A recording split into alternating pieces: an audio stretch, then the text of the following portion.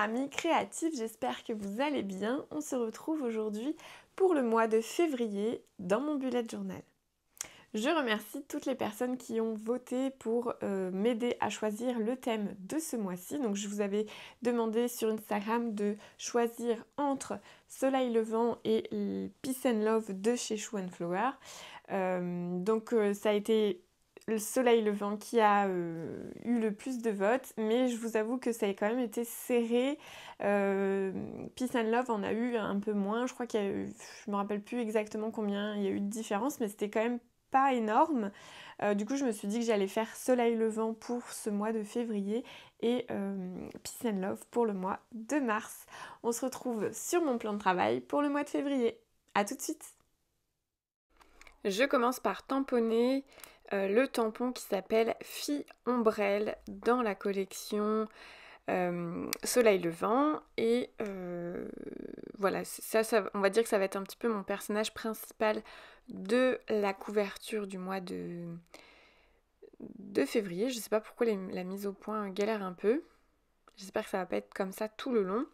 J'ai également tamponné donc la petite lanterne, enfin moi c'est une lanterne mais non, c'est clochette à vent. Je pense qu'il y a il me semble, si je me trompe pas, que c'est un vœu qui est accroché au bout de cette petite clochette, pardon. Voilà, donc ça c'est les deux éléments décoratifs, on va dire, de ma page de couverture. Puis je vais utiliser mes encres Distress Oxide pour rajouter un petit peu de couleur à cette page-là. Alors vous le voyez pas trop, mais à ma gauche, en fait j'ai fait une sélection de couleurs à chaque fois. Maintenant je pense quasiment tout le temps faire ça. C'est-à-dire que je vais prendre un combo couleur. Alors ce sera soit à partir...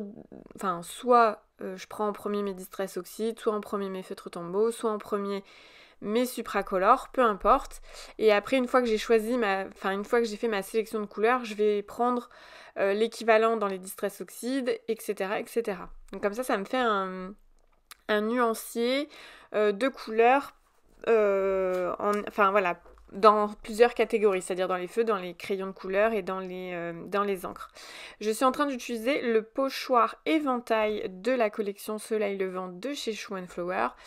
Franchement, j'ai craqué sur ce pochoir. J'avoue que j'en achète pas trop d'habitude, mais là, il était en solde, il me semble, de mémoire. De toute façon, c'est ça, ce sont des achats que j'ai fait en solde. J'en achète pas trop parce qu'à chaque fois je me dis je peux les faire avec ma Cricut, nanana, mais en fait je fais pas trop, donc bon, quand ils sont en solde, je réfléchis pas, je me les prends et puis basta. En plus, bon, clairement il est vraiment très très beau, je trouve, ce pochoir, donc voilà. Vous l'avez pas vu, mais en dehors de la caméra, bien évidemment, j'ai fait la technique du masquage sur la fille à l'ombrelle et puis la sonnette, la clochette à... Alors c'est la clochette à vent, c'est ça ? Oui, c'est ça, la clochette à vent. Voilà, j'ai fait la technique du masquage pour pouvoir ancrer et tamponner sans me soucier du coup de dépasser sur mes dessins. Alors là, j'essaye de refaire, voilà, parce que c'était pas très bien tamponné. Du coup, voilà, j'ai fait un combo couleur dans les rouges, dans les verts, il y a plutôt un jaune un peu doré et puis je sais pas, c'est Rusty Inch, je crois, de mémoire le nom, et il est un peu, je crois, il me semble qu'il est dans les oranges, mais il tire pas mal vers le marron, je trouve, mais bon, moi j'aime bien cette couleur-là.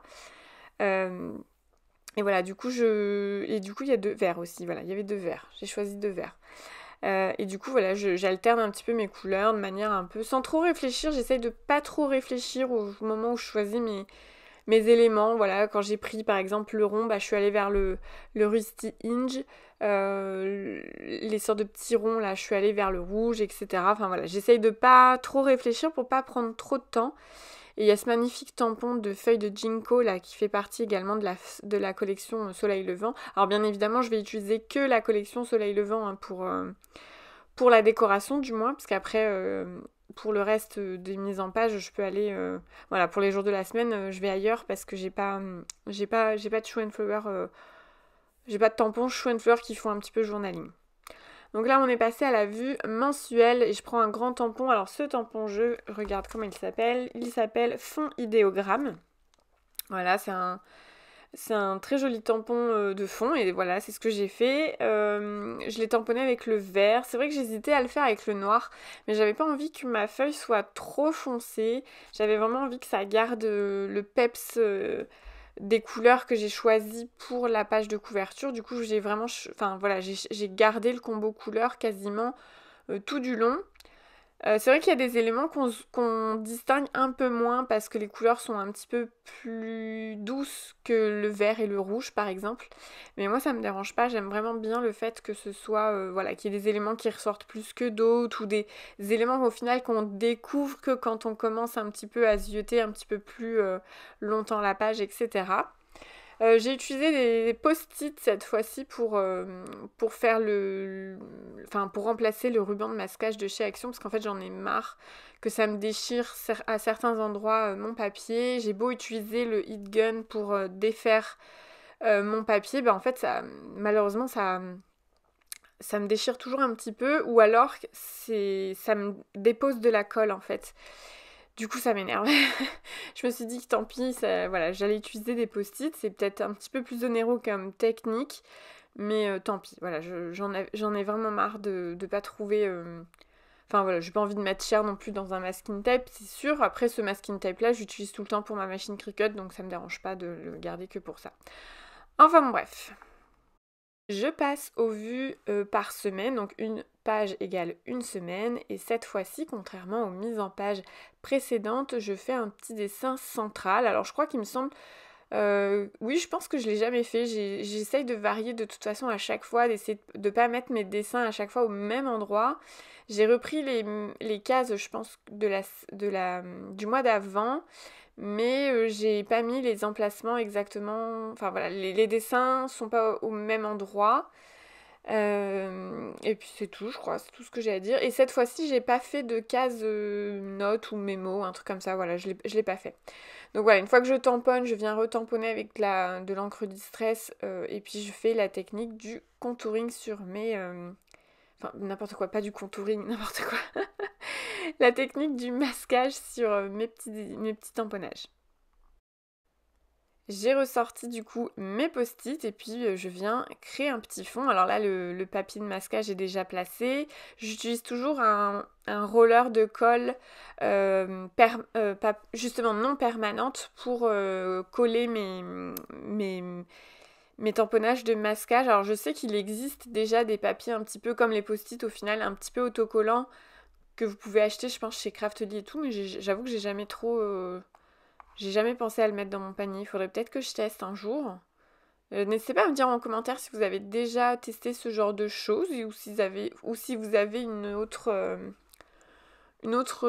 astuce à me donner. Mais bon, après les post-it ça marche bien et le papier avec le roller de colle non permanente ça marche très bien également. Je reviens à la vue mensuelle, pardon. Et en fait je vais venir mettre un petit peu de couleur avec mes feutres Tombow. Donc là, comme d'habitude, j'aime bien séparer les week-ends des jours de la semaine. Enfin voilà, le week-end des jours de la semaine. Et du coup, j'ai choisi du vert pour voilà, le lundi jusqu'à vendredi. Et le samedi, dimanche, j'ai choisi un petit... je sais pas, c'est un jaune un peu doré, je trouve. Ouais, c'est ça. J'aime vraiment bien en plus ce jaune là, il est vraiment très beau. Bon, le vert c'est un de mes verts préférés, mais en même temps j'en ai plusieurs. Je dis ça, mais j'en ai plusieurs. Enfin bref.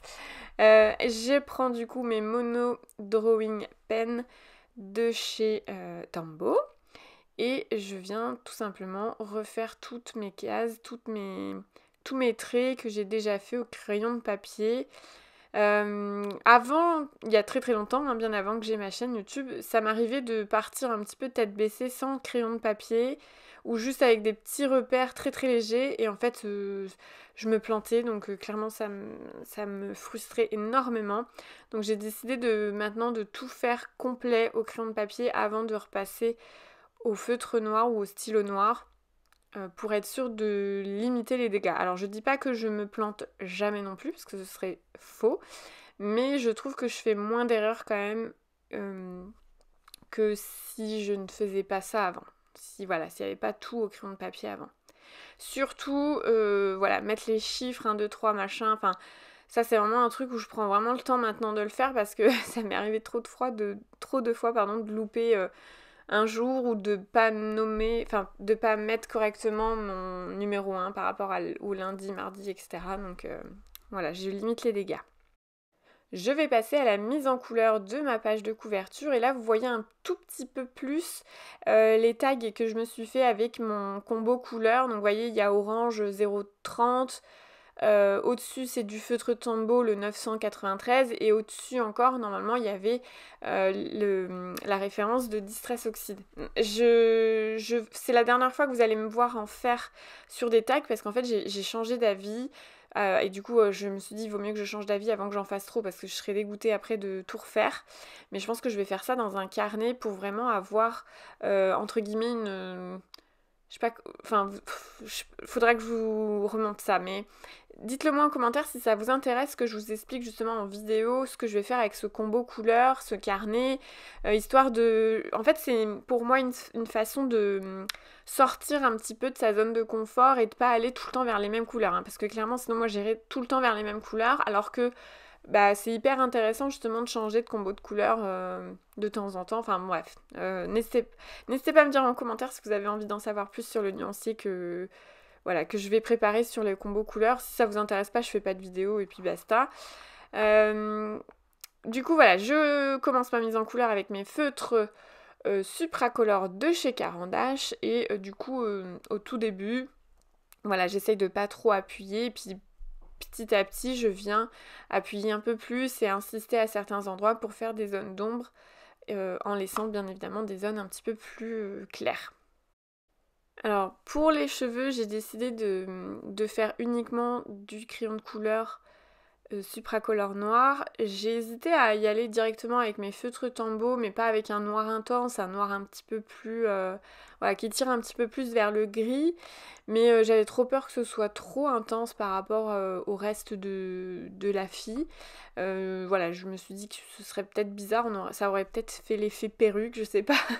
Et du coup, finalement, voilà, j'ai gardé du coup le crayon de couleur noire, même si au final le couleur noir est pas aussi intense qu'un feutre, hein, forcément, mais bon, c'est pas très très grave, moi ça me gêne pas du tout. Et puis bien évidemment, j'hésite pas à ressortir d'autres crayons de couleur, même si voilà, j'ai gardé mon combo couleur, il est présent sur toutes mes pages. Donc je peux m'accorder, on va dire, à prendre un petit peu plus de couleurs, puisque le combo couleur est quand même déjà bien installé sur mes pages. Même si j'en rajoute un petit peu plus, je pense qu'on voit quand même le combo couleur un petit peu partout et on a bien compris la thématique, quoi. J'ai légèrement aquarellé mes fleurs, les fleurs qui sont sur le kimono, pardon. J'ai pas trop insisté non plus parce que je sais très bien que voilà, c'est pas les feuilles de papier pour le bugeot, clairement pour l'aquarelle c'est pas non plus c'est pas le tip top, donc j'ai juste légèrement aquarellé histoire de fondre un petit peu mieux mon crayon, mais j'ai pas trop insisté parce que voilà, j'ai toujours peur que ça transperce, etc. Donc j'ai pas vraiment insisté là-dessus. Alors pour l'ombrelle de la fille à l'ombrelle, eh bien je suis partie dans des couleurs de bleu avec un coucher de soleil, donc j'ai fait le soleil plutôt dans les tons orangés. Voilà, forcément le bleu ça dénote un petit peu par rapport au reste de ma page, mais je trouve ça pas affreux, en fait ça reste discret par rapport à mes autres combos couleurs, donc ça va. Et ma lanterne, alors j'ai quand même fait quelques recherches Pinterest hein, pour les couleurs, etc. Et je l'appelle lanterne encore une fois, c'est une clochette avant. Mais bon, c'est pas grave, la clochette avant, voilà, elle est souvent dans les tons justement de jaune, orange ou rouge. Donc je suis allée plutôt dans les oranges, avec un petit peu de rouge et de rose sur les fleurs. Je voulais pas qu'elle soit trop foncée parce que je voulais quand même que mon personnage principal reste principal au niveau du visuel. Donc j'avais peur que si je la faisais trop rouge, que ça attire trop l'œil. Je passe du coup au premier doudou, donc là c'est le doudou samouraï et je suis en train de lui faire son petit chignon. Alors ça doit avoir une autre nom, hein, je pense, une autre signification, mais là j'avoue que je ne sais pas. Il a un très beau kimono également. Et bah voilà, je viens exactement avec... Alors toujours, j'essaye de respecter au maximum les couleurs qui ont déjà été... Enfin, qui sont déjà présentes dans mon bujo. Mais il faut quand même que les personnages ressortent. Et là, vous voyez, j'ai mis pas mal de vert et de jaune dans les fonds. Donc forcément, j'essaye de choisir des couleurs un petit peu différentes. Alors là, je suis venue corriger avec un feutre... pas un feutre, n'importe quoi. Avec un crayon supracolore. Certains endroits où j'avais pas bien ancré parce que j'avais pas envie de faire un découpage trop relou, du coup j'ai juste corrigé un petit peu ce qui manquait au crayon. Donc voilà, ça fonctionne très bien, ça se voit pas plus que ça, hein. À l'écran on voit bien que ça dénote pas. Et là je suis venue avec un rose un petit peu pâle, faire ma... Alors celle-là, elle s'appelle comment? C'est Oiseau Origami. Ce tampon pardon, s'appelle Oiseau Origami. Franchement, j'adore ce tampon. Ça a été un de mes coups de cœur. J'aime vraiment beaucoup. Et du coup, j'ai pas fait la même mise en couleur que sur le packaging. Le packaging, les fleurs sont tire assez vers le rouge, mais moi, encore une fois, j'avais envie de quelque chose de plus doux. Donc je suis allée dans les tons roses, et pareil pour le papier, c'est vraiment un rose très pâle que je vais venir après, légèrement ombrer. Alors je sais pas si je l'ai déjà fait, là je vous avoue que je m'en souviens plus, mais je suis venue encore une fois, en plusieurs étapes pour venir faire mes couleurs. Donc là, je passe au deuxième tampon doudou qui s'appelle Doudou Geisha. Et oui, du coup, j'ai tamponné 2 fois l'oiseau origami, tout simplement parce que j'avais pas assez de tampons, de petits tampons en fait, qui rentraient dans la case. J'avais également un sachet de thé, pareil, de la collection Soleil Levant, que j'aime vraiment beaucoup, mais j'ai pas réussi à le caser. Du coup, je me suis dit que c'est pas grave, je ferai une création à part une autre fois avec. De toute façon, voilà, je le trouve tellement beau ce sachet de thé que c'est forcé que je vais, que je vais l'utiliser ailleurs. Alors là, vous le voyez pas, mais je me suis imprimée parce que je suis pas du tout à l'aise dans l'écriture un petit peu style chinois ou japonais. Du coup, je me suis dit que j'allais m'imprimer quelque chose voilà, qui y ressemble. J'ai imprimé la feuille et je l'ai mise devant moi. Je crois qu'on va la voir. Oui, voilà, on la voit et en fait, elle glissait. Donc, je l'ai pliée pour que... Voilà, pour qu'on puisse mieux la voir. Et en fait, j'ai pris exemple là-dessus. Alors, on le voit quand même légèrement que j'ai fait quand même un premier tracé au crayon de papier tout en regardant ma feuille. Et après, je suis venue mettre au feutre avec mes feutres Tombow comme d'habitude. Hein. Vous savez que je les adore pour écrire. Ceux-là, ils sont... Pour faire du lettrage un peu créatif, ils sont vraiment top. Et bon, je vous avoue que c'est pas parfait hein, ce que j'ai fait, mais ça fonctionne bien. Je trouve qu'on on reconnaît un petit peu le truc. Voilà, je suis venue quand même à certains endroits m'y prendre en plusieurs fois, ce qui est normalement faut pas faire, mais c'était histoire quand même que ce soit un petit peu plus joli. Donc là, c'était un peu ma page. D'ailleurs, je devrais pas commencer par cette page-là, je devrais commencer par la vue mensuelle, ça serait un peu plus entraînement avant de passer à la vue la cover du coup de février, parce que du coup là je trouvais que j'ai été un petit peu plus efficace sur ce deuxième essai au final. Mais c'est pas grave, ça fonctionne bien aussi. Du coup là après par contre voilà, je m'embête pas du tout à réécrire autrement. Là je fais en majuscule lundi, mardi jusqu'à dimanche sans me prendre le chou parce que sinon ça prendrait trop longtemps à écrire. Je pense que je serais trop stressée. Du coup voilà, et c'est trop petit en plus donc je préfère écrire de manière classique. Je vais enfin faire la mise en page du coup des vues mensuelles. Donc là je tape février avec mon encre distress rouge. Lundi, mardi jusqu'à dimanche, enfin juste la première lettre avec ma Versafine noire. Et puis là pareil encore une fois avec le tampon qui me permet de tamponner mes jours du mois. Alors on m'a déjà redemandé en commentaire quel tampon c'était. Encore une fois, je m'excuse parce que c'est des tampons bien avant, que j'avais bien avant ma chaîne YouTube. Du coup, je n'avais pas gardé le packaging. Je suis pas du tout 100% sûre que ce soit four en scrap. Alors moi, j'arrêtais pas de dire 4 en scrap, mais apparemment ça se dit four en scrap. Donc voilà, désolée. Pour moi, c'est cette marque-là, mais je vous avoue que ça fait tellement longtemps que je l'ai acheté que voilà, je suis pas du tout 100% sûre. Et je pense que d'ailleurs le tampon n'existe plus. Il y a des gens voilà, qui n'existent plus. Alors peut-être que vous allez éventuellement le retrouver sur Vinted, mais voilà, ça date. Encore une fois, il date de très longtemps. Je pense que ça date, ouais, vraiment quand j'ai débuté le journaling, donc ça date vraiment de plusieurs années. Au moins 6-8 ans, quoi.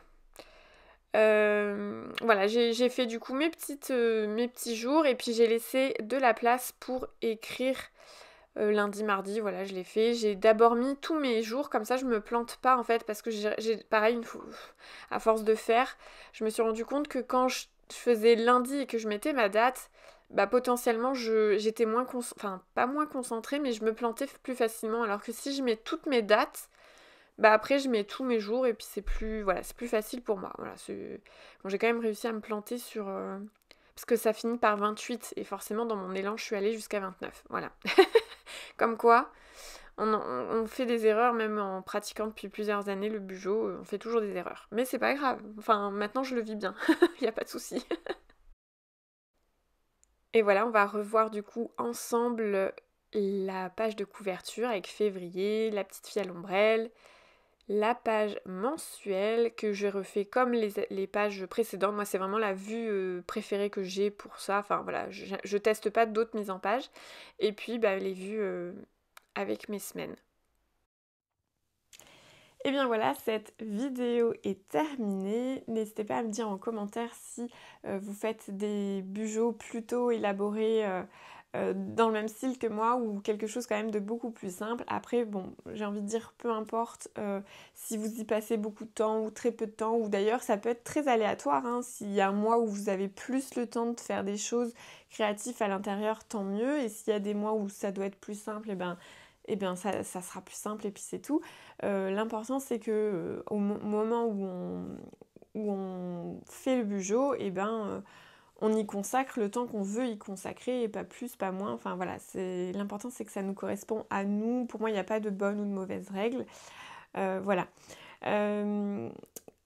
Je voudrais également vous dire que on m'a demandé par exemple, enfin on m'a fait une demande de vidéo sur comment utiliser le bujo un petit peu de manière quotidienne, enfin en gros un petit peu plus d'informations là-dessus. J'avoue qu'on m'a pas trop posé ce genre de questions jusque-là. Je vais essayer de vous en parler, de vous faire une petite vidéo à ce sujet, même si bon, enfin pour moi c'est quand même personnel, on va dire, dans le sens où chaque personne va utiliser le bujo à sa manière, avec ses pages, son besoin également. Mais voilà, je pense qu'on peut quand même établir une petite vidéo là-dessus. Voilà. Et puis pourquoi pas, peut-être même un jour organiser un live là-dessus. Je vous dis à très bientôt dans une prochaine vidéo. N'hésitez pas à me mettre un petit like et un petit commentaire pour m'encourager dans ma chaîne. Et puis ça me fait toujours énormément plaisir de vous lire. Je vous dis à très bientôt.